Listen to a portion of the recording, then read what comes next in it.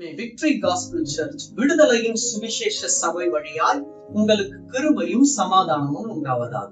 இன்று தேவன் உங்களுக்கு தரும் ஆவிக்குரிய வார்த்தை என்ன அப்படின்னா, எரேமியா 3ஆம் அதிகாரம் 15ஆம் வசனம்.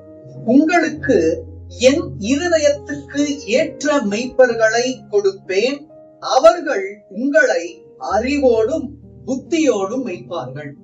அப்போ நல்ல மெய்ப்பன் தான் நல்ல ஆடுகளை எவ்வாறு மேய்க்க வேண்டும் அப்படின்னு சொல்லிட்டு அந்த அறிவும் புத்தியும் இருக்கும். அது நல்ல ஆடோ தீமையான ஆடோ, ஒரு நல்ல ஆட்டை இன்னும் ஆவிக்குரிய வாழ்க்கையில வளர்க்கறதுக்கும், ஒரு தீமையான ஆடை ஆவிக்குரிய வாழ்க்கையில் எவ்வாறு நடக்க வைக்க வேண்டுமோ அதை நல்ல மெய்ப்பனால மட்டும்தான் புரிஞ்சு கொள்ள முடியும். அந்த நல்ல மெய்ப்பனுக்கு ஆவிக்குரிய அறிவு இருக்கணும், ஆவிக்குரிய புத்தி இருக்கணும்.